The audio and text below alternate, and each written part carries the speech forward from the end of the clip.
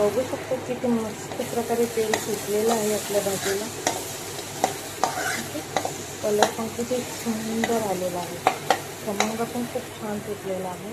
Okay, तर ह्याच्यामध्ये टाकणार आपण स्मॅश केलेली भाजी.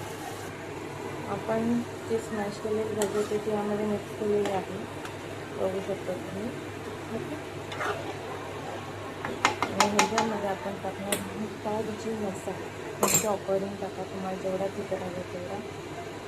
ओके, मी माझ्या अकॉर्डिंग टाकत आहे. ठीक आहे, हा शेजवानाचा पावभाजी मसाला आहे, तो खूप बेस्ट आहे बादशापेक्षा किंवा एव्हरेस्टपेक्षा.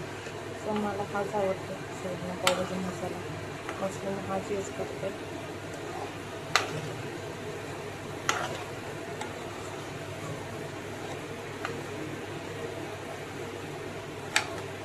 कलर तुम्ही बघू शकता आणि स्ट्रक्चर तुम्ही बघू शकता पावभाजीचं. चवीनुसार मीठ टाकायचं आहे, मग तुमच्या चवीनुसार टाका, मी माझ्या चवीनुसार मीठ टाकतो याच्यामध्ये.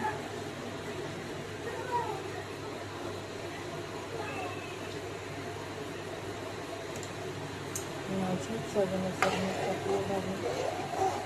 ओके, म्हणजे तुम्हाला स्पायसी असेल तुम्ही टाकू शकता. वरतून आपण कोथिंबीर ॲड करणार आहोत बारीक. आणि थोडंसं भाजी झाल्यानंतर त्याच्यावर आता 5 ते 10 मिनिटं आपण शिजवून घेणार आहोत. झाकण खूप शिजवून घेणार आहोत 10 मिनिटासाठी. झाकण पण आपण शिजवून घेणार आहोत, तोपर्यंत बारीक चिरलेली कोथिंबीर येतात. मोठा मिक्सर घेऊन 10 ते 15 मिनिटातून शिजवून घेऊ. ठीक आहे, त्यामध्ये पाणी दिसतं, कारण की पाणी नंतर सोप होईल थंड झाल्यावरती, कारण की वाटेला पाणी सुटलेलं आहे.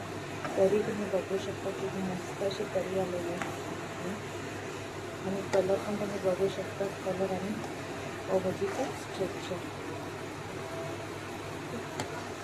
आपण याला 10 मिनिटं शिजवून घेणार आहे म्हणून आपण स्टॉप.